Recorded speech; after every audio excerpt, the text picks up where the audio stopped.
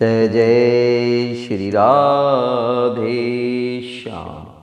आपका स्वागत है हमारे चैनल मंगल ज्ञान दर्पण में। साथियों, रोजाना की तरह आज भी हम आपके लिए एक नई कथा लेकर के आए हैं। मुझे उम्मीद है ये कथा आपको जरूर पसंद आएगी। आज हम कथा सुनाएंगे वो कथा सुनाएंगे धनतेरस। साथियों, धनतेरस की कथा आपको जरूर पसंद आएगी। जो मेरे नए साथी मेरे चैनल से जुड़े हैं उनसे निवेदन करूंगा कि आप लोग मेरे चैनल को सब्सक्राइब अवश्य कर लें। और अब हम चलते हैं कथा की ओर।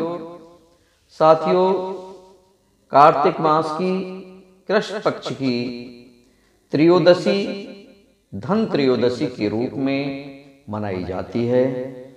यह दीपावली के आने की शुभ सूचना होती है। इस दिन धन्वंतरी के पूजन का विधान है। कहते हैं कि इस दिन धन्वंतरी वैद्य समुद्र से अमृत कलश लेकर आए थे। इसलिए धनतेरस को धन्वंतरी जयंती भी कहते हैं। इस दिन घर के टूटे फूटे पुराने बर्तनों के बदले नए बर्तन खरीदते हैं। इस दिन चांदी के बर्तन खरीदना अत्यधिक शुभ माना जाता है। इस दिन वैदिक देवता यमराज का भी पूजन किया जाता है। यम के लिए आटे का दीपक बनाकर घर के द्वार पर रखा जाता है। रात्रि को स्त्रियां दीपक में तेल डालकर 4 बत्तियां जलाती हैं। जल, रोली, चावल, गुड़ और फूल आदि नैवेद्य सहित दीपक जलाकर यम का पूजन करती हैं। साथियों, अब हम आपको एक कथा सुनाते हैं। एक बार भगवान विष्णु लक्ष्मी जी के सहित पृथ्वी पर घूमने आए। कुछ देर बाद भगवान विष्णु लक्ष्मी जी से बोले कि मैं दक्षिण दिशा की ओर जा रहा हूं, तुम यहीं ठहरो। परंतु लक्ष्मी जी भी विष्णु जी के पीछे पीछे चल दी। कुछ दूर चलने पर ईख का खेत मिला। लक्ष्मी जी एक गन्ना तोड़कर चूसने लगे।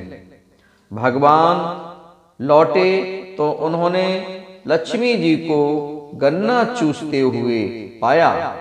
इस पर क्रोधित होकर उन्होंने श्राप दे दिया कि तुम जिस किसान का यह खेत है उसके यहाँ पर 12 वर्ष तक उसकी सेवा करो। विष्णु भगवान क्षीर सागर लौट गए तथा लक्ष्मी जी किसान के यहाँ रुककर उसे धन्य धान्य से पूर्ण कर दिया।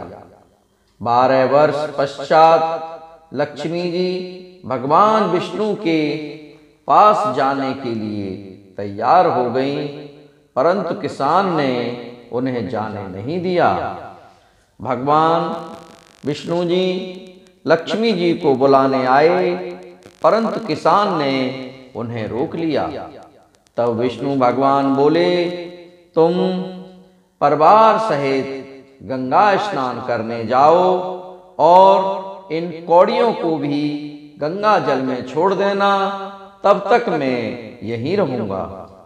किसान ने ऐसा ही किया और गंगा जी में कौड़ियां डालते ही 4 चतुर्भुज निकले और कौड़ियां लेकर चलने को उद्यत हुए। ऐसा आश्चर्य देखकर किसान ने गंगा जी से पूछा, ये 4 हाथ किसके हैं? तो गंगा जी ने किसान को बताया, ये 4 हाथ मेरे ही थे। तुमने जो मुझे कौड़ियां भेंट की हैं वे तुम्हें किसने दी हैं? किसान बोला, मेरे घर में एक स्त्री पुरुष आए हैं, वे लक्ष्मी जी और विष्णु भगवान हैं। तुम लक्ष्मी जी को मत जाने देना, नहीं तो पुनः निर्धन हो जाओगे। किसान ने घर लौटने पर लक्ष्मी जी को नहीं जाने दिया। तब भगवान विष्णु ने किसान को समझाया कि मेरे श्राप के कारण लक्ष्मी जी तुम्हारे यहाँ 12 वर्ष से तुम्हारी सेवा कर रही हैं।